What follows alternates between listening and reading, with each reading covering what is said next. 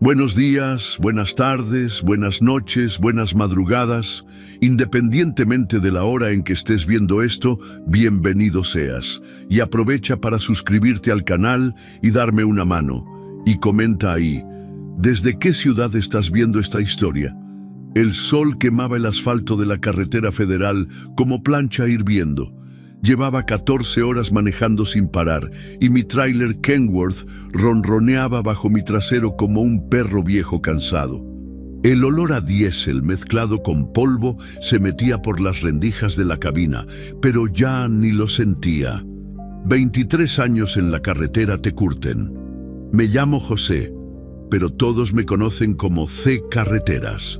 52 años a cuestas. Barba canosa que hace tiempo dejé de arreglarme, y una cicatriz en la cara que me gané en una cantina en Guadalajara por una discusión sin importancia. La carretera es mi casa desde que perdí a mi familia. No me gusta hablar de eso, pero a veces, cuando el silencio aprieta, los recuerdos regresan como fantasmas. Era media tarde y venía bajando la sierra entre Querétaro y San Luis Potosí. El calor subía del asfalto en ondas que distorsionaban el paisaje. A la derecha, el desierto se extendía seco y amarillento, con esos cactus cardón retorcidos que parecían brazos pidiendo clemencia al cielo. A la izquierda, algunos ranchos con ganado flaco buscando sombra bajo los mezquites dispersos. El radio se había descompuesto hace 3 días, pero ni me molesté en arreglarlo. Me gustaba el silencio, me daba tiempo para pensar, o mejor dicho, para intentar no pensar. El ruido del motor y el silbido del viento eran mi banda sonora desde hacía tanto tiempo que ya se habían vuelto parte de mí. Mi carga era sencilla, aguacate de Michoacán con destino al puerto de Veracruz. Rutina, ya había hecho ese viaje unas 300 veces. Conocía cada curva, cada tope, cada fonda donde el café era menos amargo. Pero ese día algo en el aire me inquietaba. Quizás era el calor extremo, o tal vez ese presentimiento que uno desarrolla después de tanto tiempo en la carretera. Las chicharras cantaban fuerte en las ramas secas y el sonido se mezclaba con el ronroneo del motor.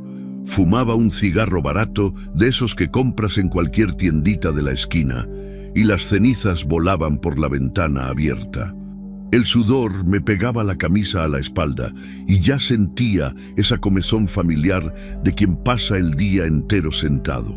Había parado a comer en Jaral del Progreso, en una de esas fondas de camioneros donde la comida es sencilla, pero te llena el buche. Arroz, frijoles, bistec encebollado y una salsa roja que aún tenía sabor a casa. La dueña, una señora gorda y simpática, me saludó como si me conociera de años, aunque era la primera vez que paraba ahí. «Primera vez por aquí, ¿verdad, don C?», me dijo, y ni siquiera pregunté cómo sabía mi nombre. El trailero desarrolla ese sexto sentido para reconocer a los demás. «Así es, doña. Qué buena comida tiene usted. Hecha con cariño, mi hijo. Y mire, tenga cuidado en la carretera. Ha estado medio raro por estos lados». No pregunté qué quería decir con raro. En la carretera uno aprende que a veces es mejor no saber ciertas cosas. Pagué los 60 pesos de la comida, di las gracias y volví al camión. Ahora, 2 horas después, seguía con el mismo ritmo. 80 kilómetros por hora, velocidad constante, ojos atentos al camino. El tanque estaba lleno, las llantas en buen estado, y tenía suficiente combustible para llegar a la Ciudad de México sin parar.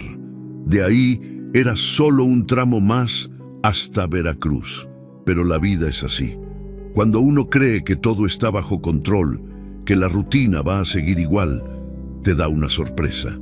Y ese día, la sorpresa me esperaba a pocos kilómetros de ahí, en una curva que ya había hecho 1000 veces, pero que esta vez sería diferente. El sol comenzó a caer en el horizonte, pintando el cielo de un naranja quemado que anunciaba el fin del día. Prendí otro cigarro y me acomodé la gorra en la cabeza. Un viaje más de rutina, pensé. un día más como los otros. Qué equivocado estaba. Fue cuando llegué a la bajada de la Cuesta del Perico que lo vi. De lejos pensé que era un animal en el camino. Ya sabes, vaca que se escapa del rancho, caballo suelto, esas cosas que pasan todos los días en la carretera. Pero conforme me fui acercando, la imagen se fue haciendo más clara y mi estómago comenzó a dar vueltas. No era un animal, era gente. Una persona se arrastraba por la orilla del camino. Los brazos se movían en una lucha desesperada contra el asfalto caliente, las rodillas raspándose en la grava. Y allí, justo en medio del camino, una silla de ruedas volcada, las ruedas girando despacio en el viento caliente de la tarde. Pisé el freno instintivamente y el Kenworth gimió con el peso de la carga. El corazón se me disparó en el pecho y sentí ese frío en el estómago que solo aparece cuando te encuentras con algo muy malo. Muy malo. La persona en la orilla del camino era una mujer. Cabello castaño pegado a la cara por el sudor y la desesperación, ropa rasgada a la altura de las rodillas, manos ensangrentadas de tanto arrastrarse. Me miró cuando el ruido del freno la alcanzó, y en esos ojos vi algo que me asustó. No era sorpresa, no era alivio, era miedo, un miedo profundo, como de quien ya no espera nada bueno de la vida. ¡Madre Santísima!, murmuré quitando el pie del acelerador por completo. Ella dejó de arrastrarse por un momento y se quedó mirándome, como si intentara descifrar si yo era una amenaza más o una posibilidad de salvación. El pecho le subía y bajaba rápidamente, y podía ver las lágrimas mezcladas con el sudor en la cara. Tendría unos 30 y tantos años, quizás menos, pero el sufrimiento envejece a cualquiera. Fue cuando escuché el ruido de un motor detrás de mí. Una camioneta roja venía subiendo la sierra, acelerando mucho más de lo que debía.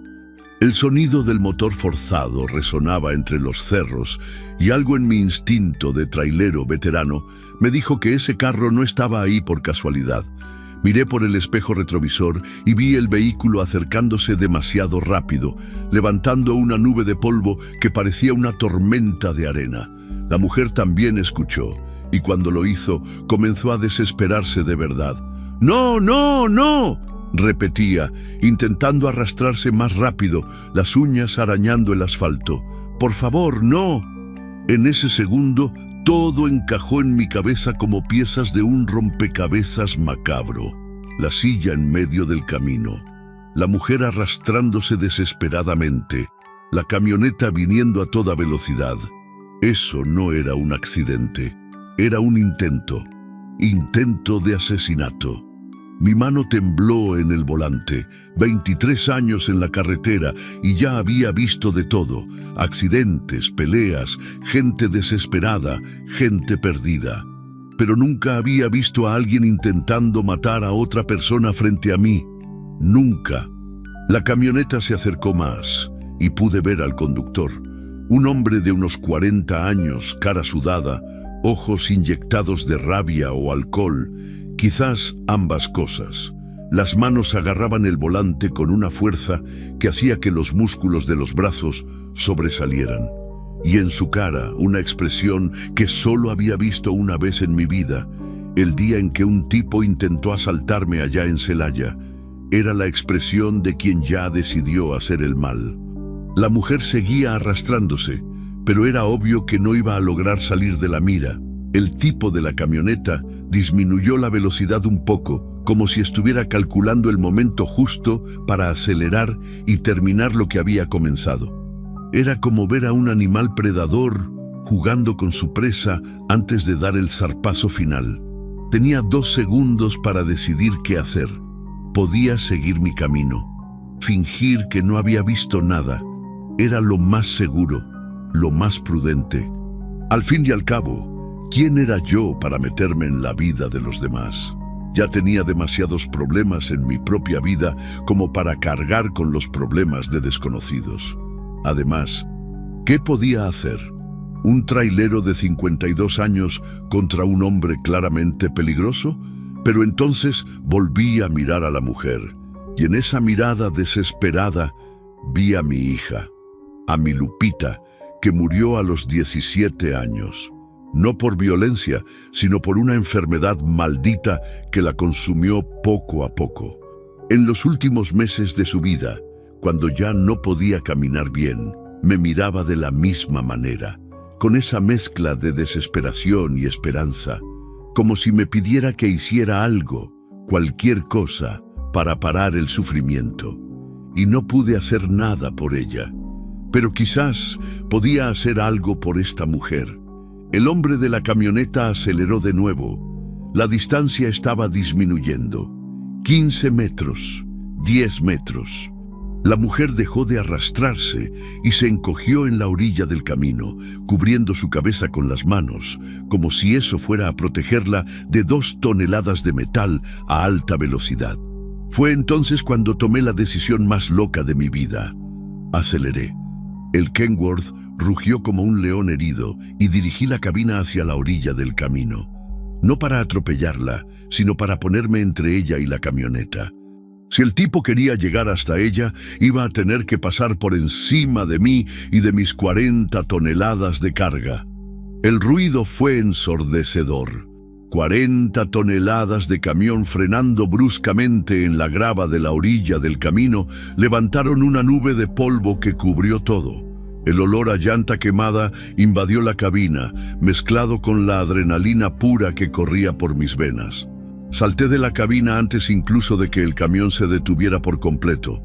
La camioneta roja frenó también, a pocos metros de distancia. El hombre bajó del carro y pude ver que estaba borracho. Tambaleaba un poco, pero sus ojos seguían llenos de rabia. Era más alto que yo, más joven, más fuerte. Pero yo tenía algo que él no tenía. 23 años cargando peso, 23 años lidiando con gente peligrosa en las carreteras y sobre todo 23 años de rabia acumulada por la injusticia del mundo. «Quítate de ahí, viejo», gritó con la voz pastosa por el alcohol. «No es de tu incumbencia». «Ahora lo es», respondí, poniéndome entre él y la mujer. Ella estaba detrás de mí, aún en el suelo, jadeando fuerte. Podía sentir su miedo como una energía física en el aire, pero también sentía algo extraño. Por primera vez en mucho tiempo, estaba seguro de que estaba haciendo lo correcto. El hombre dio unos pasos más en mi dirección y pude oler el olor a tequila barato mezclado con sudor agrio. Sus manos estaban cerradas en puños y me preparé para lo que pudiera venir.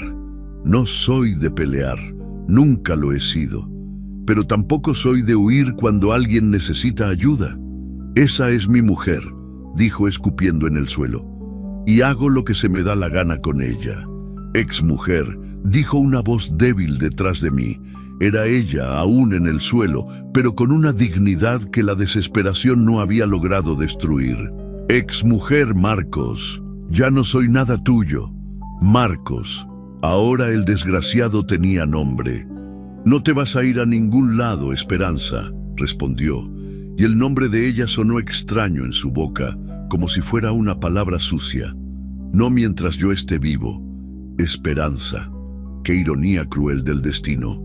El sol estaba más bajo ahora, tiñendo todo de rojo sangre. El calor subía del asfalto en ondas que distorsionaban la visión, y los tres ahí parados parecíamos figuras de una pesadilla en pleno desierto mexicano. Yo, un trailero sin nada que perder. Ella, una mujer desesperada intentando escapar de su propia muerte. Y él, un hombre que decidió que si no podía tenerla, nadie más la tendría. Era el tipo de situación que te cambia la vida para siempre. Del tipo que recuerdas hasta el último día, sea cual sea el final. Y el final aún estaba por escribirse. Marcos me miró fijamente durante unos segundos que parecieron horas. El sudor le corría por la frente, mezclándose con la mugre del camino. Podía ver las venas hinchadas en su cuello, la respiración pesada de quien bebió demasiado y odia demasiado. Pero también vi algo que no esperaba: vacilación. Tal vez era el tamaño del camión detrás de mí.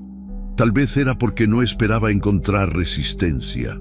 O tal vez, en el fondo de su mente embriagada, todavía quedaba una pizca de cordura que le advertía: estás a punto de cometer un asesinato delante de un testigo.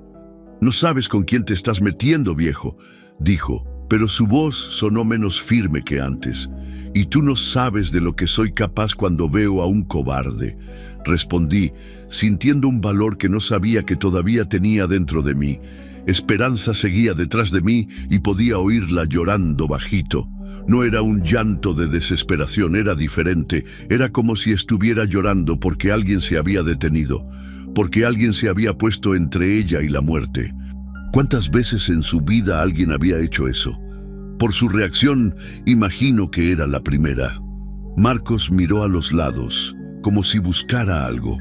La carretera estaba vacía. Solo nosotros tres, el viento caliente y el sol que comenzaba a ponerse detrás de los cerros. Era el escenario perfecto para una tragedia, pero también para un milagro. Dependía de cómo se desarrollaran los próximos minutos. Ella me debe, viejo. Me debe mucho, dijo, dando un paso hacia atrás. Gasté una fortuna con doctores, medicinas, todas esas porquerías. ¿Y ahora quiere dejarme? ¿Así? Fue entonces cuando Esperanza habló, aún en el suelo, pero con una voz que cortó el aire caliente como una navaja. Yo no te debo nada, Marcos.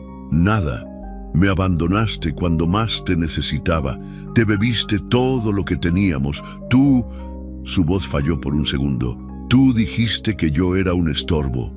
¿Y no lo eres?, gritó, y vi a Esperanza encogerse como si hubiera recibido una bofetada.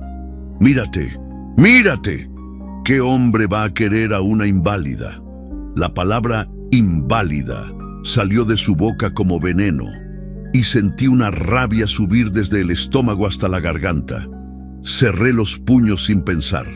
23 años de carretera me enseñaron a controlar la violencia, pero algunas cosas simplemente no se pueden tragar. Repite esa palabra, dije, dando un paso en su dirección. Repítela, para que esté seguro de lo que escuché. Marcos retrocedió un paso más. Estaba claramente demasiado borracho para pelear y demasiado listo para insistir en una situación que ya no controlaba. Pero el odio en sus ojos seguía ardiendo. Esto no se va a quedar así, dijo, señalando a Esperanza. Tú me conoces, Esperanza. Sabes que no me rindo fácil. Se subió a la camioneta roja con movimientos torpes de borracho. El motor rugió cuando arrancó, y por un momento pensé que iba a intentar algo, pero no. Dio marcha atrás unos metros, hizo un cambio de sentido allí mismo en la carretera y salió acelerando cuesta arriba, levantando una nube de polvo que tardó minutos en asentarse. Cuando el ruido del motor desapareció en la distancia, el silencio volvió. Solo el viento susurrando en el desierto y el sonido de la respiración de Esperanza, aún irregular por el miedo. Me giré hacia ella. Estaba sentada en la grava de la orilla del camino, las piernas estiradas hacia adelante en una posición que no parecía natural. Sus rodillas estaban raspadas y sangrando, sus manos sucias de tierra y sangre seca. Pero fue en sus ojos donde me fijé primero. Eran castaños, grandes, y tenían una extraña mezcla de gratitud y vergüenza. Va a volver, dijo, con la voz como un susurro. Siempre vuelve. No respondí de inmediato. Me acerqué a la silla de ruedas que seguía volcada en medio del camino. Era una silla sencilla, de esas del IMSS, con las llantas medio lisas y la estructura raspada. La levanté y probé si funcionaba. Las ruedas giraban, el freno respondía. Estaba entera. Llevé la silla hasta donde estaba ella y la puse a su lado, en la grava. ¿Puedes subir sola o necesitas ayuda?, le pregunté. Me miró como si la pregunta estuviera en chino, como si nadie nunca le hubiera preguntado qué necesitaba, solo asumido y hecho por ella. Yo puedo, dijo, pero cuando intentó apoyarse en los brazos para levantarse, vi que estaba mintiendo. Sus manos lastimadas no aguantaban el peso de su cuerpo. ¿Puedo ayudarte?, pregunté de nuevo, y esta vez asintió con la cabeza. La tomé en brazos con cuidado, como si fuera de cristal. Era más ligera de lo que esperaba, y cuando sus brazos se enroscaron en mi cuello para sujetarse, sentí un apretón en el pecho que no sentía hacía años. No era atracción, no era lástima, era algo más profundo. Era reconocimiento, el reconocimiento de un alma herida mirando a otra alma herida. La coloqué en la silla con delicadeza y ella acomodó las piernas con movimientos automáticos de quien hace eso 1000 veces al día. Cuando terminó, me miró con una expresión que no pude descifrar. ¿Por qué te detuviste?, preguntó. Era una pregunta simple, pero cargada de peso. ¿Por qué me detuve? ¿Por qué no seguí mi camino como cualquier persona sensata haría? ¿Por qué me metí en una situación que no era mía? Porque empecé, pero me detuve. ¿Cómo explicar que vi a mi hija muerta en ella? ¿Cómo explicar que a veces uno se detiene no por el otro, sino por uno mismo? ¿Cómo explicar que algunas cosas las hacemos no porque sean correctas, sino porque no podemos vivir con nosotros mismos si no lo hacemos? Porque nadie merece morir solo en una carretera, dije finalmente. Asintió despacio, como si estuviera guardando esas palabras para recordarlas después. Me llamo Esperanza, dijo. Esperanza María de los Santos. Pero todos me dicen Esperanza nada más. José, respondí. José Ferreira da Silva, pero en la carretera todos me conocen como C. Carreteras. C. Carreteras, repitió, e incluso sonrió un poquito. Nombre bonito. Nos quedamos unos minutos en silencio, sin saber muy bien qué hacer. El sol se estaba ocultando rápido y pronto oscurecería. Yo todavía tenía más de 300 kilómetros para manejar hasta la Ciudad de México, y ella no tenía a dónde ir. ¿Él te aventó aquí?, pregunté, aunque ya sabía la respuesta. Dijo que solo iba a buscar unos papeles a la casa, pero yo sabía que no iba a regresar por mí. Iba a volver para terminar lo que empezó, dijo, moviendo las manos con nerviosismo. La casa queda ahí cerca, a unos 5 minutos en carro. Él tiene las llaves de todo lo que es mío. Mis documentos, mi dinero, todo. Familia, amigos, negó con la cabeza. Mi madre murió el año pasado. A mi padre nunca lo conocí. Y amigos, soltó una risa amarga. Cuando te quedas en una silla de estas, descubres quiénes son tus amigos de verdad. La lista se hace muy pequeña, entendí. Su soledad era parecida a la mía, solo que peor. Yo elegí mi soledad. A ella le impusieron la soledad por una enfermedad y por el abandono de quien debería cuidarla. ¿Tienes hambre?, pregunté. Mucha, admitió. No como desde ayer en la mañana. Fui a la cabina del camión y saqué mi lonche. Siempre cargo 2, uno para la comida y otro para la cena. Eran 2 lonches sencillos, de aluminio, con arroz, frijoles, huevo frito y un pedazo de cecina. Comida de trailero. Sencilla, pero que llena el buche. Le traje uno a ella, junto con una botellita de agua. No es gran cosa, pero te quita el hambre, dije. Tomó el lonche como si fuera un tesoro. Lo abrió despacio, olió la comida, y sus ojos se llenaron de lágrimas de nuevo. Hace mucho que nadie comparte comida conmigo, dijo. Gracias, C. Carreteras. Me senté en la defensa del camión y abrí mi lonche también.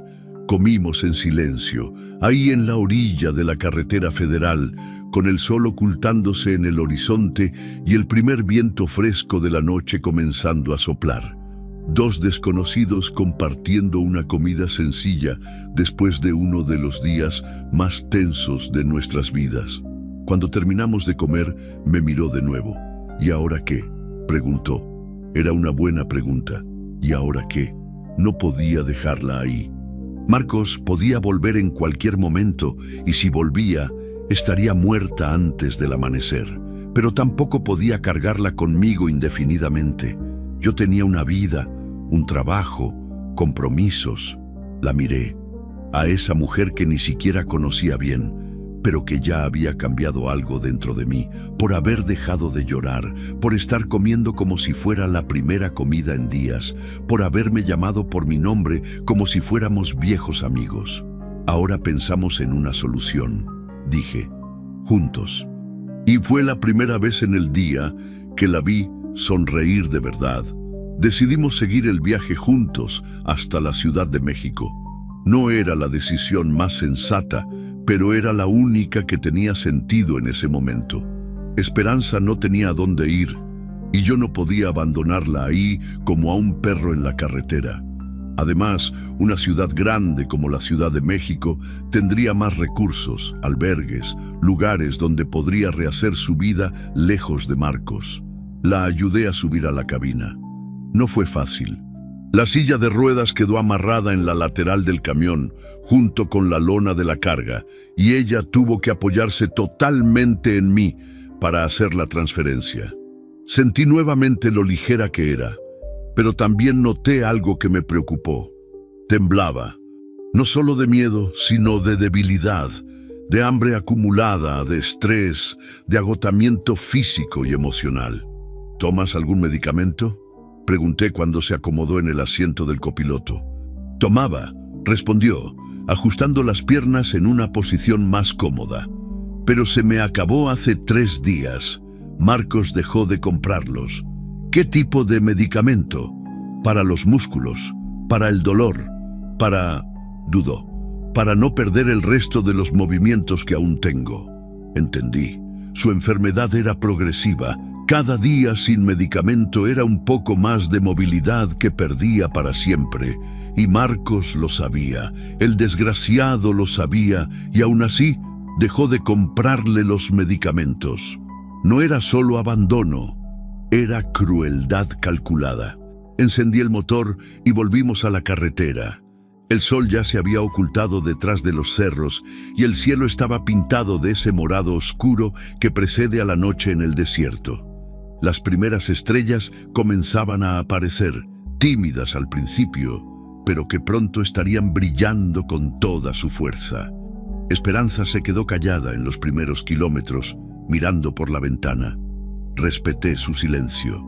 Había aprendido que a veces la mejor compañía que podemos ofrecer es nuestra presencia silenciosa. No preguntas, no consejos, no intentos de animar, solo estar ahí. Fue cuando llegamos a la subida de la Cuesta del Venado que la situación comenzó a complicarse. Primero fueron las nubes. Aparecieron de la nada como sucede en el desierto en la época de lluvias. Nubes pesadas, cargadas, que taparon las estrellas en un abrir y cerrar de ojos. El viento cambió de dirección, se hizo más fuerte y comenzó a sacudir el camión. «Va a llover», dijo Esperanza, lo primero que dijo en una hora. «Sí», concordé, mirando el cielo por el espejo retrovisor. «Iba a ser una tormenta de aquellas». No me equivocaba. 15 minutos después, comenzaron a caer las primeras gotas, gordas, pesadas, que reventaban en el parabrisas como balas de agua. En 5 minutos más, se había convertido en un aguacero. La lluvia en el desierto no es broma. Cuando llueve, llueve en serio. El agua cae del cielo como si alguien hubiera roto una presa allá arriba. El parabrisas del camión, incluso con el limpiaparabrisas funcionando al máximo, apenas lograba dar visibilidad. Las gotas golpeaban la cabina con un ruido ensordecedor, como si fuera granizo. «¡Ay, Dios mío!», murmuré, reduciendo la velocidad a 40 kilómetros por hora. «¿Es peligroso?», preguntó Esperanza, y me di cuenta de que tenía miedo de nuevo. No de la tormenta, sino de la posibilidad de quedarnos varados en la carretera, expuestos. «Un poco», admití, «pero ya he manejado con lluvias peores». Estaba mintiendo, o al menos exagerando en la confianza. Esa lluvia se estaba poniendo peligrosa de verdad. El camino se estaba convirtiendo en un río y sentía el camión derrapando en las curvas, incluso con toda la experiencia que tenía. Fue en la bajada de la cuesta que sucedió lo peor. Un árbol se había caído en el camino. Un mezquite grande, de esos que hay en el desierto desde hace décadas, con el tronco grueso como un poste de luz. La lluvia debió haber empapado la tierra alrededor de las raíces, y el viento hizo el resto. Estaba atravesado en el camino, bloqueando completamente el paso. Detuve el camión a unos 50 metros del árbol, con los faroles iluminando el obstáculo. La lluvia seguía cayendo fuerte, y sabía que no había manera de quitar ese árbol de ahí solo. Iba a necesitar una motosierra, gente, equipo. ¿Qué pasó?, preguntó Esperanza. Árbol caído, camino bloqueado. Se inclinó para ver por la ventana y su rostro se puso pálido cuando vio la situación. «¿Vamos a tener que regresar?», preguntó, y en su voz escuché el pánico. Regresar significaba pasar de nuevo por el lugar donde Marcos la había abandonado. Significaba acercarse a su casa, al peligro. «No», dije, intentando pensar en una solución. «Hay un desvío unos kilómetros atrás. Un camino de terracería que rodea la cuesta. Es más largo, pero se puede pasar». ¿Camino de terracería con esta lluvia? Era una buena pregunta. Camino de terracería en el desierto con tormenta se convierte en un lodazal que se traga a los camiones. Pero era mejor que regresar. «Vamos a intentarlo», dije, dando marcha atrás despacio.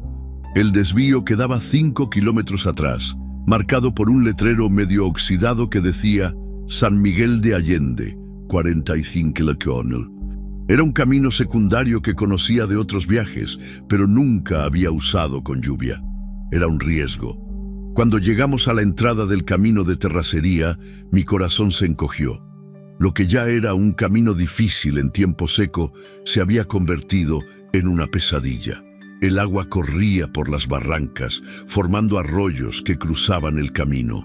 El lodo estaba hondo y podía ver las marcas de otros vehículos que habían intentado pasar y se habían rendido. «¿Estás seguro?», preguntó Esperanza. «No», respondí honestamente, «pero es nuestra única opción». Metí la primera marcha y comencé a bajar por el camino de terracería. El camión se balanceaba como un barco en el mar embravecido. Las llantas patinaban en el lodo buscando agarre y el motor gemía con el esfuerzo. A cada metro sentía que podíamos quedarnos atascados en cualquier momento. Fue a mitad de la bajada que nos atascamos. El camión simplemente se detuvo. Las llantas traseras giraban en el vacío, lanzando lodo para todos lados, pero sin lograr tracción. Intenté todas las marchas, todas las maniobras que conocía. Nada. Estábamos atrapados. «¡Rayos!», dije, sin poder controlarme. «¿Estamos atascados?», preguntó Esperanza, pero por la expresión de su rostro ya sabía la respuesta. «Sí». Apagué el motor y nos quedamos unos minutos en silencio, escuchando solo el ruido de la lluvia en la cabina. Era un silencio pesado, cargado de implicaciones que ninguno de los dos quería verbalizar. Estábamos en medio de la nada, de madrugada, con una tormenta, con un camión atascado, y Marcos conocía la región. Si quería encontrarnos, no sería difícil. Era cuestión de tiempo hasta que descubriera que estábamos atrapados. «Sé», dijo Esperanza y su voz temblaba. «Él conoce este camino. Creció aquí cerca. Si quiere...». «Lo sé», interrumpí, «pero vamos a encontrar una solución». Tomé el celular para intentar llamar a alguna grúa, pero no había señal. Estábamos en una región de sombra, entre los cerros, y con la tormenta la situación era aún peor. «Sin señal», dije. Fue entonces cuando escuchamos el ruido, un motor acercándose, en la carretera principal a unos 200 metros de distancia. El sonido resonaba entre los cerros, amplificado por la lluvia. Podía ser cualquier vehículo, cualquier persona, pero mi instinto me decía que no eran buenas noticias. Esperanza se puso rígida en el asiento. ¿Es él?, susurró. No lo sé, pero es mejor no arriesgarse. Apagué los faroles del camión y nos quedamos en la oscuridad, solo con el ruido de la lluvia y del motor acercándose. Por la posición de las luces, era un carro bajo, una camioneta quizás.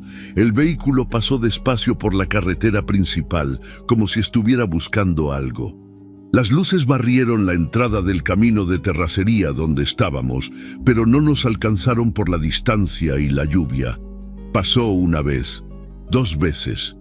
En la tercera pasada, se detuvo. ¡Ay, Dios mío!, susurró Esperanza, agarrando mi brazo con tanta fuerza que me dejó marca. ¡Es él! ¡Sé que es él! El motor se quedó encendido por unos minutos en la carretera principal. Después oímos el ruido de una puerta cerrándose, pasos en el lodo, una linterna encendiéndose. ¡Esperanza!, gritó una voz en la noche. Era Marcos, borracho y furioso. «Sé que estás ahí. Sé que estás con ese trailero, hijo de la chingada». Mi sangre se heló. ¿Cómo lo sabía? ¿Cómo nos había encontrado tan rápido? ¡Esperanza!, gritó de nuevo, más cerca ahora. ¿Crees que vas a huir de mí? ¿Crees que alguien va a querer a una inválida como tú? Cada palabra era como un tiro. Esperanza estaba temblando tanto que podía sentir el asiento balanceándose.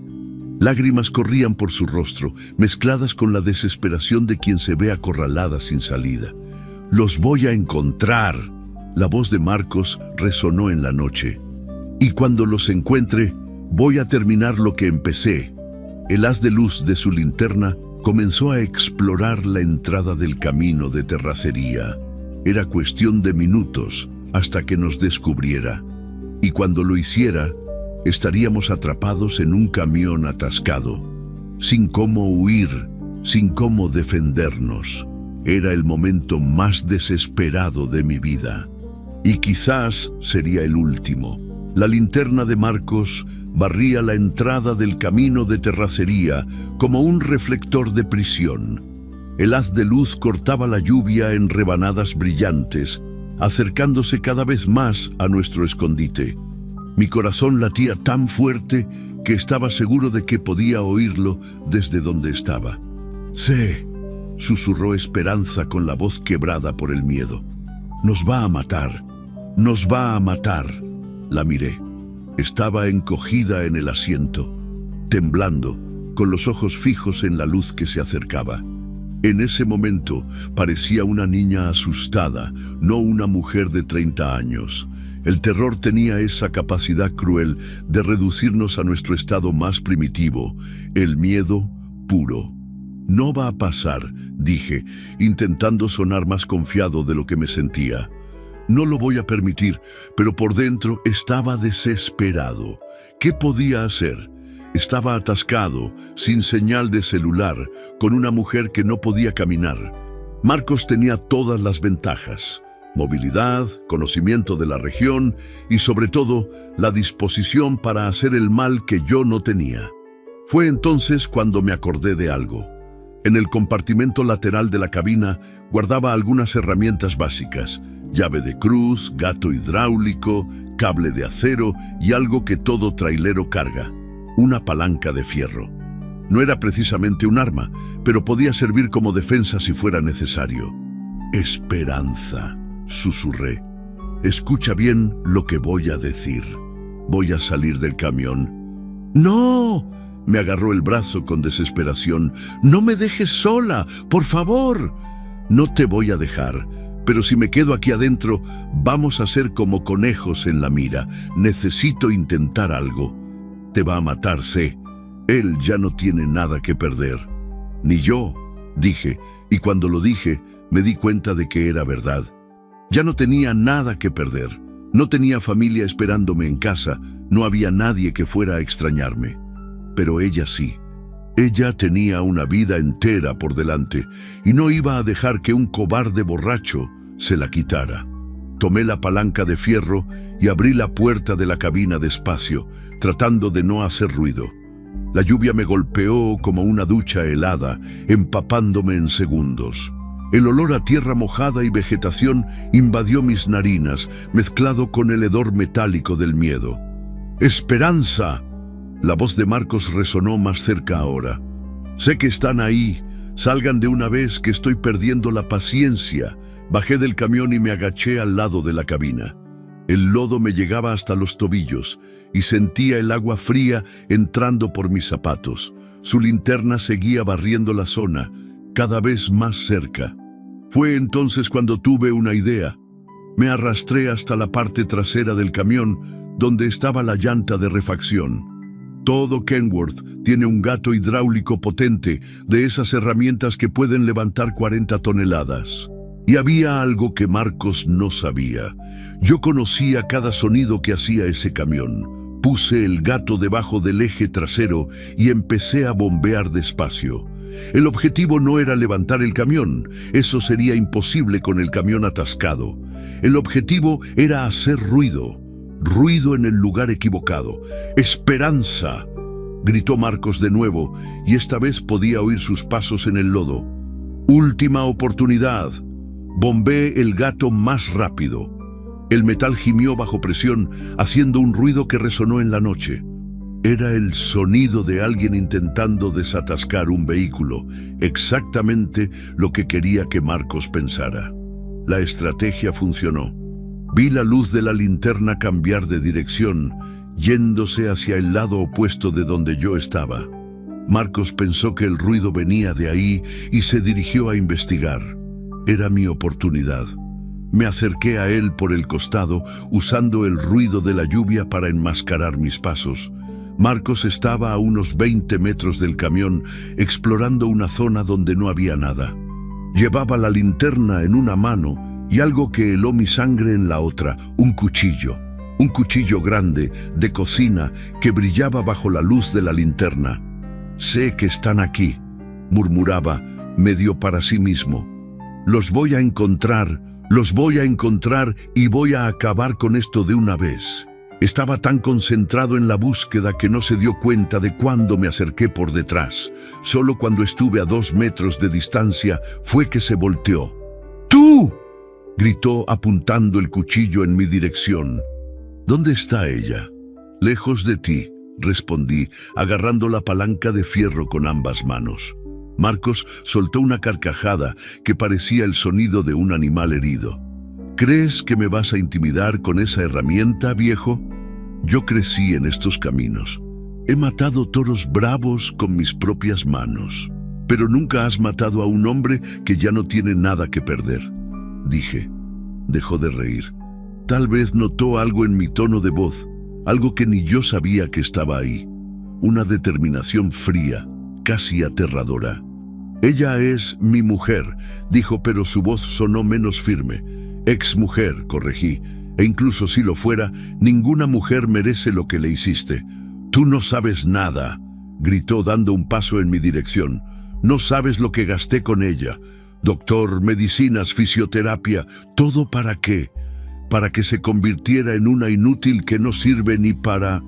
No lo dejé terminar la frase. Avancé con la palanca, apuntando a sus manos. No quería matarlo, no quería lastimarlo gravemente. Solo quería desarmar al desgraciado.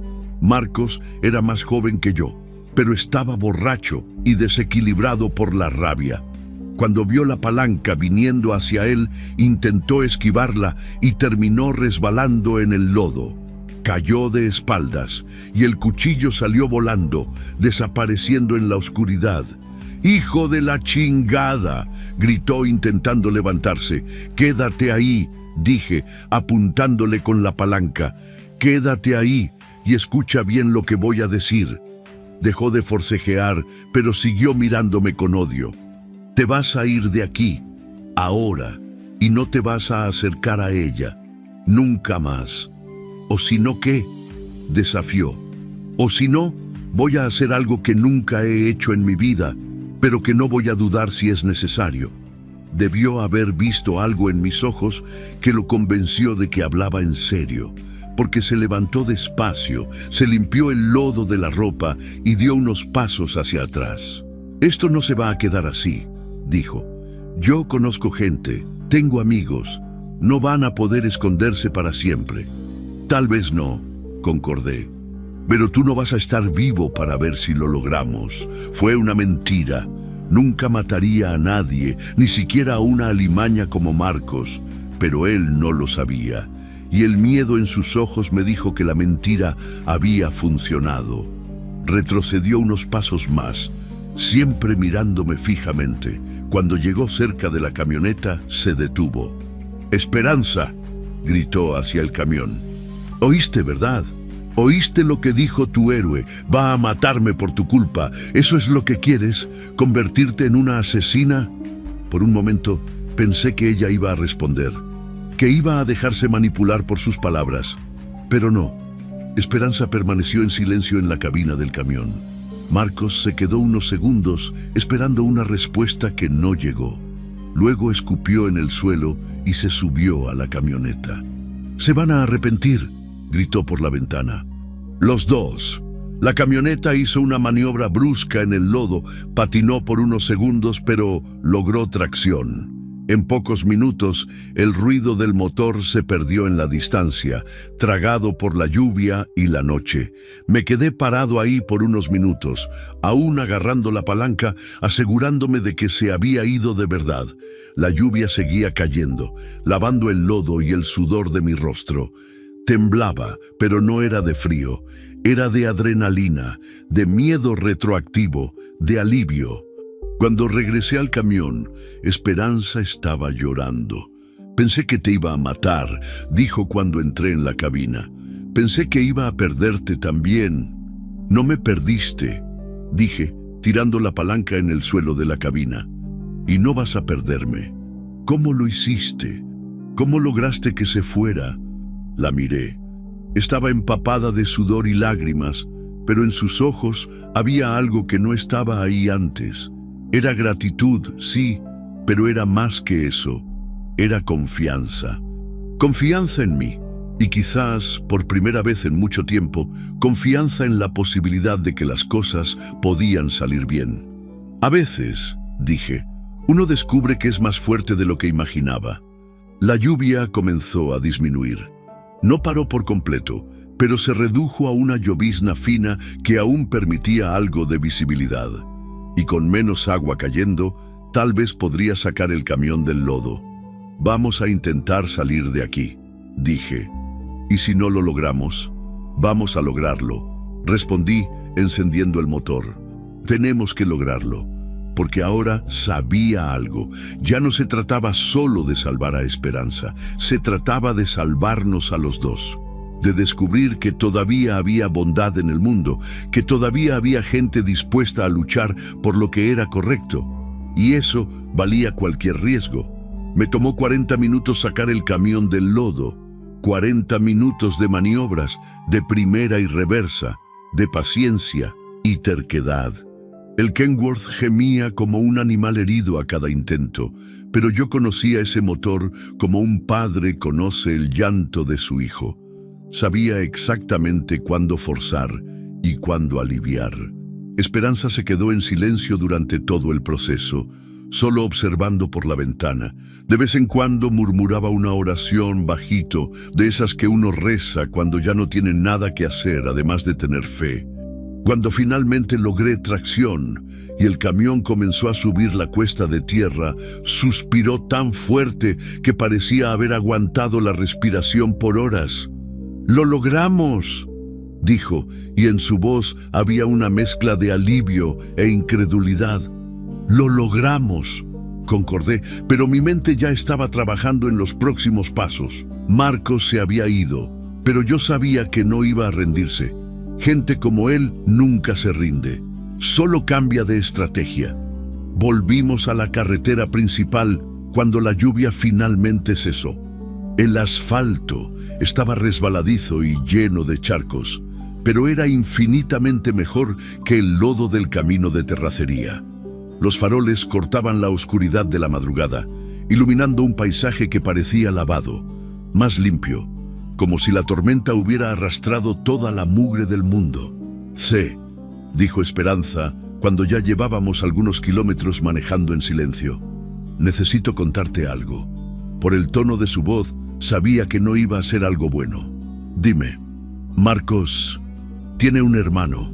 Se llama Ronaldo. Es policía ministerial en San Luis Potosí. Mi sangre se heló. Policía ministerial. Eso cambiaba todo. Significaba que Marcos tenía protección oficial, que podía inventar cualquier historia y ser creído. Significaba que, si quería, podía convertirnos en fugitivos. ¿Son unidos?, pregunté. Mucho. Ronaldo siempre le ha tapado todo a Marcos. Desde pequeños, ya han sacado a Marcos de varios líos, peleas, deudas, hasta un caso de violación que fue silenciado. La palabra violación quedó colgada en el aire como una nube tóxica. No pregunté detalles, no quería saber, pero ahora entendía mejor el tipo de gente con la que estábamos lidiando. No era solo un marido violento, era un depredador con protección policial. ¿Por qué no me contaste esto antes?, pregunté. ¿Por qué?, dudó. Porque si te lo contaba, no me habrías ayudado. Nadie se mete con la familia Ferreira. No en esta región. Tenía razón. Si hubiera sabido desde el principio que me estaba involucrando con alguien protegido por la policía, probablemente lo habría pensado 2 veces. Pero ahora era demasiado tarde para retroceder. Y, extrañamente, no me arrepentía. ¿Cuál es el nombre completo de Marcos?, pregunté. Marcos Ferreira de los Santos. ¿Por qué? Solo para saber con quién estoy lidiando. Manejamos algunos kilómetros más en silencio. El cielo comenzó a clarear en el horizonte, anunciando el amanecer. Era esa hora mágica de la madrugada, cuando la noche se va despacio y el día llega sin prisa. Los primeros colores comenzaron a pintar las nubes. Rosa, naranja, dorado. Dijo Esperanza de nuevo. ¿Te arrepientes? ¿De qué? De haberte detenido, de haberme ayudado, de haberte metido en todo este lío. Pensé en la pregunta por unos segundos. Era una pregunta justa. En las últimas 12 horas, mi vida había dado un vuelco. Estaba involucrado en una situación que podía traerme problemas serios. Había amenazado a un hombre con conexiones policiales. Tenía a una mujer en la cabina que no sabía dónde dejar, cómo ayudar. Pero cuando la miré, a ese rostro marcado por el sufrimiento, pero aún así bonito, a esos ojos que habían recuperado un brillo que no tenían cuando la encontré en la orilla del camino, la respuesta salió automática. No, dije, no me arrepiento ni un poco, ni siquiera sabiendo los riesgos, principalmente sabiendo los riesgos. Sonrió por segunda vez desde que la conocí. Y esta vez fue una sonrisa diferente. No era gratitud, era reconocimiento, el reconocimiento de un alma que encontró otra alma dispuesta a luchar a su lado. Voy a contarte algo, dijo. Cuando Marcos me aventó en esa orilla del camino, pensé que iba a morir ahí, no solo físicamente, sino por dentro también. Pensé que el mundo era solo un lugar cruel, lleno de gente mala, donde no valía la pena vivir. Y ahora, miró por la ventana, donde el sol comenzaba a aparecer por detrás de los cerros. Ahora sé que existe gente como tú, y eso lo cambia todo. Llegamos a la Ciudad de México cuando el sol ya estaba alto. La ciudad despertaba despacio, con el movimiento típico de una mañana de martes. Autobuses llenos de trabajadores, carros en los primeros embotellamientos, el olor a pan dulce saliendo de las panaderías. Detuve el camión en una gasolinera a la entrada de la ciudad. Necesitaba cargar combustible, comer algo y, sobre todo, pensar en qué hacer con Esperanza. No podía cargarla indefinidamente, pero tampoco podía simplemente abandonarla en una ciudad desconocida. ¿Tienes algún lugar donde puedas quedarte?, pregunté mientras el despachador llenaba el tanque. ¿Algún pariente, amigo, algo? No, respondió. No tengo a nadie, e incluso si lo tuviera, no querría poner a nadie en riesgo. Marcos es capaz de cualquier cosa.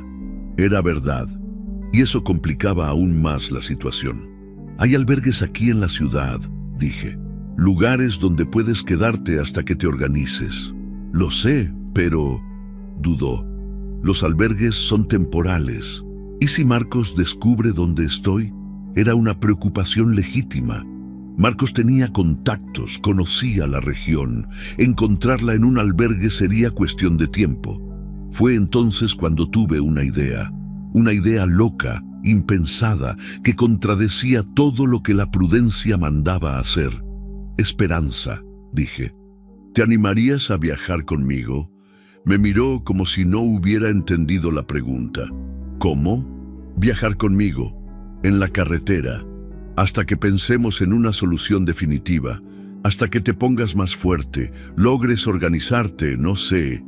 Pero tú tienes tu vida, tu trabajo. Mi vida es la carretera y mi trabajo es llevar carga de un lugar a otro. Tú no estorbarías en nada. ¿Y si Marcos nos descubre? Si viene tras nosotros, entonces lo enfrentamos, juntos. Se quedó unos minutos en silencio, procesando la propuesta. Yo también estaba procesando. Le estaba ofreciendo a una desconocida compartir mi vida, mi cabina, mi carretera. Era una locura, pero también era lo primero que tenía sentido en años. ¿Por qué estás haciendo esto?, preguntó finalmente. Era la pregunta que esperaba y también la más difícil de responder. ¿Por qué estaba haciendo esto? ¿Por lástima? ¿Por soledad? ¿Por culpa de no haber logrado salvar a mi hija? Porque, dije eligiendo las palabras con cuidado, a veces uno encuentra a alguien que cambia la forma en que ve el mundo, y cuando eso sucede, uno quiere proteger a esa persona, no por obligación, no por lástima, sino porque te devolvió algo que pensabas que habías perdido para siempre. ¿Qué te devolví?, preguntó. Las ganas de despertar en la mañana, respondí, y cuando lo dije me di cuenta de que era completamente cierto. Esperanza comenzó a llorar. Pero no era llanto de tristeza, era llanto de alivio, de gratitud, de esperanza misma. Era el llanto de quien acaba de descubrir que no está solo en el mundo. Acepto, dijo, acepto viajar contigo. ¿Estás segura? Lo estoy. Por primera vez en mucho tiempo, estoy segura de algo. Pagué el combustible y volvimos a la carretera. Pero esta vez era diferente. Ya no estaba solo en la cabina, ya no estaba manejando sin rumbo, solo cumpliendo rutas. Estaba con alguien que había elegido confiar en mí, así como yo había elegido confiar en ella. El camino se extendía al frente, largo e incierto. No sabíamos qué iba a pasar, no sabíamos si Marcos iba a intentar encontrarnos. No sabíamos cómo iba a funcionar esta asociación improbable entre un trailero solitario y una mujer en silla de ruedas. Pero sabíamos una cosa, íbamos a descubrirlo juntos. Y por primera vez en mucho tiempo, eso me daba esperanza. 3 meses después, estoy escribiendo estas líneas en una posada en Ciudad Obregón, en Sonora. Esperanza está durmiendo en la cama de al lado, respirando despacio después de un día largo de viaje. Su silla está arrimada a la pared junto a mi mochila y las pocas cosas que llevamos por México. 3 meses, 90 días desde aquel encuentro en la carretera federal que cambió nuestras vidas para siempre. No fue fácil. Viajar con una persona en silla de ruedas presenta desafíos que ni siquiera imaginaba. Hoteles sin accesibilidad, baños imposibles, miradas curiosas y a veces crueles en las paradas de traileros. Pero también descubrimos cosas hermosas. La solidaridad de otros traileros que ayudaban a subir la silla a la cabina. La gentileza de una dueña de una posada en Zacatecas que preparó un cuarto en la planta baja especialmente para nosotros. La alegría de un niño en Mazatlán que quedó fascinado con la silla de ruedas y pidió empujar a Esperanza hasta la nevería. Esperanza cambió. Físicamente está más fuerte. Logramos comprar sus medicamentos y eso hizo una diferencia enorme. Volvió a tener músculos en los brazos, logra transferirse de la silla a la cama sola, tiene más autonomía, Pero el cambio mayor fue por dentro. Volvió a sonreír, a hacer planes, a soñar. Comenzó a coser de nuevo. Carga una pequeña máquina de coser portátil que compramos en Guadalajara y va haciendo trabajos en las ciudades por donde pasamos. Arregla ropa, hace dobladillos, cose rasgaduras. No es mucho dinero, pero es suficiente para que se sienta útil, productiva y sobre todo, independiente. Yo también cambié. La soledad que me acompañaba hacía años se fue. Me levanto en la mañana con ganas de platicar, de compartir las experiencias del día anterior, de planear la próxima parada. La cabina del camión, que antes era solo un lugar de trabajo, se convirtió en una casa. Una casa pequeña, apretada, ruidosa, pero una casa. Y Marcos nunca más apareció. No es que se haya rendido. Hace 2 meses recibimos la noticia por un conocido en San Luis Potosí. Marcos murió en un accidente de carro. Estaba borracho, como siempre, volviendo de una parranda un martes de madrugada. Perdió el control de la camioneta en una curva y se estrelló contra un árbol. Murió al instante. Cuando supe la noticia, esperé alguna reacción de esperanza, alivio quizás, o tristeza, qué sé yo. Pero ella solo asintió con la cabeza y dijo: «Ahora puedo dejar de mirar por el espejo retrovisor». Fue solo eso, como si aquel capítulo de su vida hubiera sido cerrado definitivamente. A partir de ahí, nuestro viaje cambió de tono. Ya no estábamos huyendo, estábamos simplemente viviendo, conociendo México, conociendo gente, conociéndonos el uno al otro. Descubrí que Esperanza hace la mejor sopa de tortilla que he probado en mi vida, que se sabe todas las canciones de José Alfredo Jiménez de memoria, que tiene una inteligencia aguda para los negocios y me ayuda a conseguir mejores fletes en las ciudades por donde pasamos, que duerme hablando, siempre soñando con lugares que quiere conocer. Ella descubrió que toco la armónica, mal, pero toco. Que sé contar historias chistosas de los 23 años de carretera, que le tengo miedo a las cucarachas, aunque sea un hombre de 52 años, que aún lloro cuando recuerdo a mi hija, pero que ahora el llanto viene mezclado con gratitud por haberla tenido en mi vida, no solo con dolor por la pérdida. Ayer, cuando llegamos aquí a Ciudad Obregón, me hizo una pregunta. ¿Crees que nos íbamos a encontrar de todos modos? Incluso si aquel día no hubiera sucedido. Pensé en la pregunta. Era una de esas preguntas sin respuesta cierta, pero que hacen que uno reflexione sobre el destino, sobre los azares de la vida, sobre cómo a veces las peores situaciones pueden llevar a los mejores encuentros. No sé, respondí. Pero sé que si no nos hubiéramos encontrado, yo todavía estaría manejando solo, tú todavía estarías atrapada en una situación mala, y el mundo sería un poco más triste. Para mí, dijo ella, fue como nacer de nuevo. Aquel día, en el camino cuando te detuviste, fue como si mi vida real hubiera comenzado.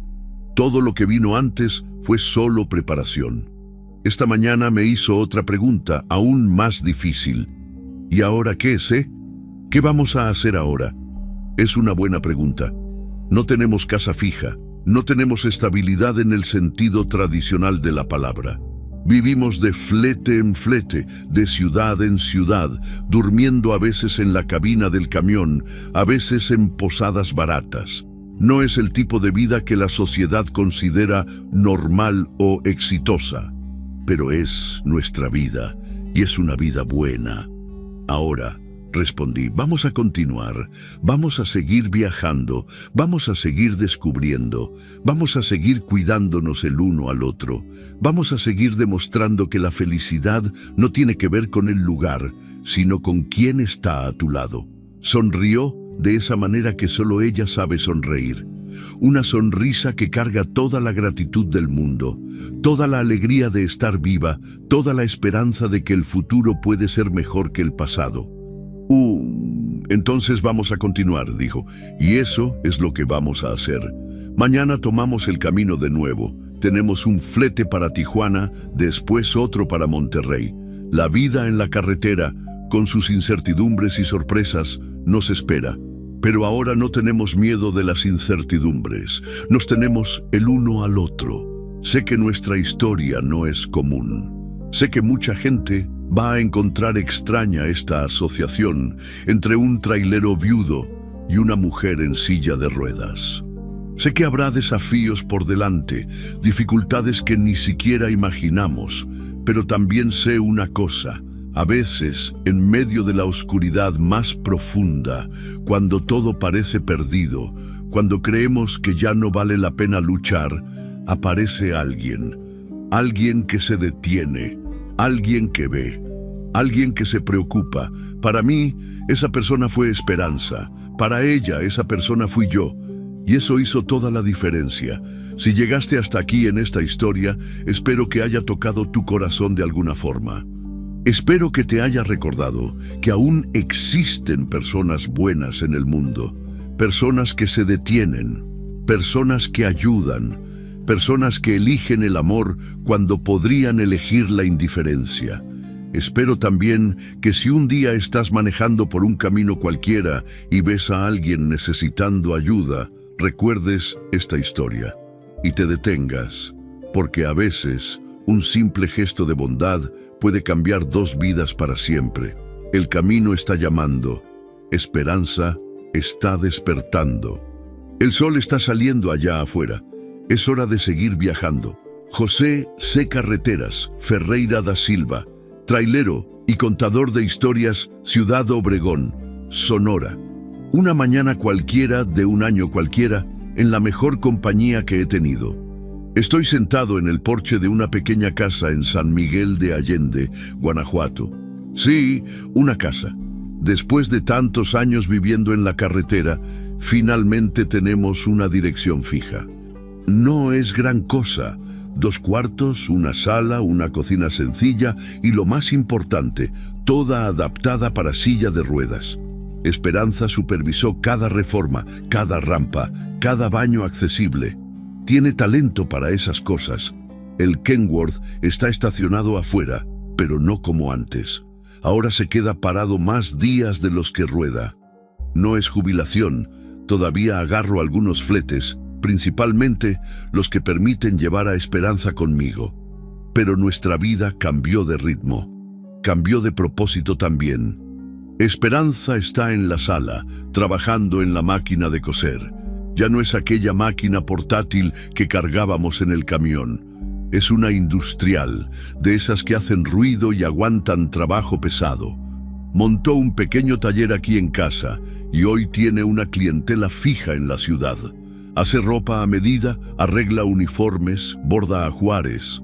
Sus manos, que temblaban de miedo aquella tarde en la carretera federal, ahora crean belleza todos los días. Pero no es solo eso lo que hace. 3 veces por semana, Esperanza va al hospital de la ciudad para platicar con otros pacientes en silla de ruedas, especialmente las mujeres que acaban de recibir el diagnóstico, que están pasando por el shock inicial, por la rabia, por la desesperación. Les cuenta su historia, nuestra historia, y les muestra que es posible volver a empezar, incluso cuando todo parece perdido. La semana pasada volvió del hospital con los ojos brillantes. «Sé, tienes que conocer a Joana», dijo. Tiene 28 años, quedó parapléjica en un accidente de moto. El novio la abandonó cuando supo que no iba a caminar más. «Igual a lo que te pasó a ti», dije. «Igual. Pero ¿sabes qué me dijo hoy?» Que después de platicar conmigo, se dio cuenta de que quizás el accidente la había liberado de un hombre que no valía la pena, que ahora quiere vivir para descubrir quién es ella realmente, no para complacer a alguien que no la merecía. Fue en ese momento que entendí por completo en lo que se había convertido nuestra historia. Ya no se trataba solo de nosotros dos. Se trataba de mostrarle a otras personas que es posible renacer de las cenizas, que es posible encontrar la felicidad en los lugares más improbables, que vale la pena creer en la bondad humana, incluso cuando el mundo parece cruel. Ayer recibí una llamada que me dejó pensativo durante horas. Era de un trailero llamado Roberto, de Hermosillo. Había escuchado nuestra historia a través de otros compañeros del camino. Ya sabes cómo es. A los traileros les gusta contar historias y la nuestra viajó más lejos de lo que imaginamos. Don C. me dijo por teléfono. Quería contarle algo. La semana pasada venía de Culiacán cuando vi a una mujer en la orilla del camino. Estaba llorando, con un niño en brazos. El carro se había descompuesto y el marido había salido a buscar ayuda y no volvió más. ¿Y luego?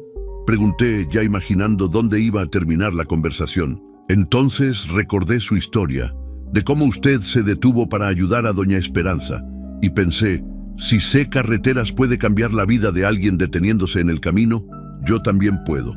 Roberto me contó que se detuvo, ayudó a la mujer a arreglar el carro, descubrió que había sido abandonada por el marido con una hija de 2 años y sin dinero. Terminó ofreciéndole trabajo en la empresa de transportes donde él era socio. Hoy, 6 meses después, ella es la responsable de la logística de la empresa. La diferencia, don C., concluyó, es que si todo trailero se detuviera a ayudar cuando viera a alguien en dificultades, podríamos cambiar el mundo, un camino a la vez. Después de colgar el teléfono, me quedé pensando en eso. En cuántas personas ya han pasado por situaciones parecidas a la de Esperanza y no encontraron a nadie dispuesto a detenerse. En cuántas historias de amor, de volver a empezar, de transformación se perdieron porque las personas eligieron desviar la mirada. También pensé en mi hija, Lupita. Durante mucho tiempo me sentí culpable por no haber logrado salvarla de la enfermedad. Pero ahora entiendo que quizás ella me preparó para salvar a Esperanza. Que el amor que no pude darle a mi hija en los últimos meses de su vida encontró un destino en el cuidado que tengo con Esperanza todos los días. No es sustitución. Lupita siempre será mi hija, y la nostalgia por ella siempre será parte de mí, pero es como si ella hubiera dejado una misión, cuidar de quien lo necesita, de la forma en que yo no pude cuidarla a ella. Esperanza apaga la máquina de coser y viene al porche. Hace eso todas las tardes, cuando el sol comienza a caer. Traemos 2 sillas afuera, ella en su silla de ruedas, yo en una silla de plástico común, y nos quedamos mirando el movimiento del pueblo. Niños volviendo de la escuela, vecinos regando las plantas, perros paseando con sus dueños. ¿En qué estás pensando?, pregunta, como siempre hace cuando me ve pensativo. En cómo llegamos hasta aquí, respondo. Largo camino, dice sonriendo. No, demasiado rápido. Parece que fue ayer cuando te encontré en aquella orilla del camino. Para mí, dice tomando mi mano, parece toda una vida. Una vida entera de cosas buenas que no sabía que podía tener. Nos quedamos unos minutos en silencio, tomados de la mano, mirando el mundo pasar. Es un silencio cómodo, de esos que solo existen entre personas que se conocen profundamente, que ya pasaron por tormentas juntos y saben que pueden enfrentar cualquier cosa. «Sé», dice de repente. ¿Crees que si contamos nuestra historia a más gente, otras personas pueden inspirarse? Pueden comenzar a detenerse también cuando vean a alguien necesitando ayuda. Es una pregunta que me toma por sorpresa, pero que tiene todo el sentido. Nuestra historia no es solo nuestra, es de todas las personas que ya se sintieron abandonadas, de todos los que ya tuvieron miedo de no valer nada, de todos los que ya dudaron de la bondad humana. Creo que sí, respondo. Creo que todo el mundo tiene al menos una historia de alguien que se detuvo a ayudar o de alguien que necesitaba ayuda y no la encontró. Y creo que las personas necesitan que les recuerden que pueden ser el milagro en la vida de alguien. Entonces, vamos a hacer eso, dice con esa determinación que admiro en ella. Vamos a contar nuestra historia a todo el que quiera escuchar. Y eso es lo que estamos haciendo ahora. Esperanza creó un blog en internet, Ruedas y Caminos, lo llamó. Cuenta nuestra historia, pero también otras historias parecidas que vamos conociendo. Historias de bondad, de encuentros que cambian vidas, de personas que eligen detenerse cuando podrían seguir de largo. El blog tiene pocos seguidores aún, pero los comentarios que recibe son conmovedores. Hay gente que cuenta que comenzó a ayudar más a los demás después de leer nuestra historia. Hay mujeres que salieron de relaciones abusivas después de leer sobre la valentía de Esperanza. Hay traileros que cambiaron la ruta para llevar a un pasajero al hospital. Pequeñas cosas, gestos sencillos, pero que hacen la diferencia. Esta noche, Esperanza va a dar una plática en la iglesia del pueblo. El tema es: volver a empezar es posible. Se pone nerviosa antes de estas pláticas, pero siempre sale con mucha energía después. Dice que cada persona que se inspira en nuestra historia para hacer algo bueno, hace que todo lo que pasamos sea más significativo. Yo voy con ella, claro. No para hablar, soy pésimo frente a la gente, pero para estar ahí, para ser su apoyo silencioso, como ella lo es para mí todos los días. A veces me pregunto qué habría pasado si no me hubiera detenido aquella tarde en la carretera federal. Si hubiera seguido mi camino, como hacen tantos conductores todos los días, Esperanza probablemente habría muerto. Yo continuaría solo, manejando sin propósito, cargando el peso de la soledad hasta el fin de mis días. Pero me detuve.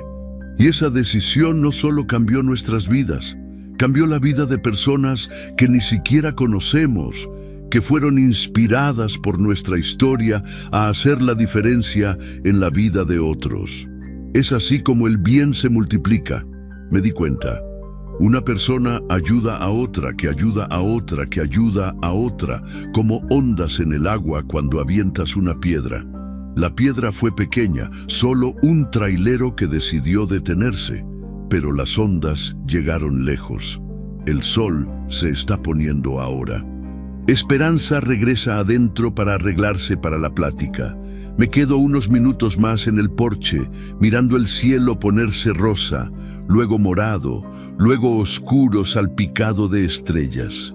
En algún lugar de México, en este exacto momento, hay alguien en un camino necesitando ayuda, alguien abandonado, perdido, desesperado. Y espero que haya también alguien dispuesto a detenerse, alguien que recuerde que un gesto simple puede cambiar dos vidas para siempre. Porque al final de cuentas, eso es lo que hace la diferencia en el mundo. No son los grandes gestos, las grandes campañas, los grandes movimientos. Son las pequeñas decisiones que tomamos todos los días. La decisión de detenernos cuando podríamos seguir de largo. La decisión de ver cuando podríamos fingir que no vimos. La decisión de amar cuando sería más fácil ser indiferente. Esperanza me llama desde adentro. Es hora de irnos a la iglesia. Una noche más contando nuestra historia, sembrando semillas de bondad en corazones que quizás necesiten que les recuerden que aún vale la pena creer en las personas.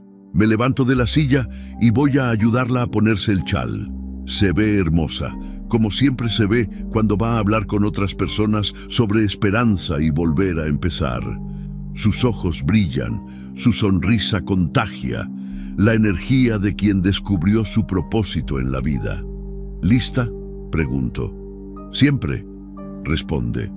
Y seguimos juntos a una noche más de historias compartidas, de vidas tocadas, de esperanza esparcida. Porque descubrimos que nuestra historia no terminó en aquel camino en Guanajuato. En realidad, fue ahí donde comenzó. Y continúa todos los días, cada vez que alguien elige detenerse.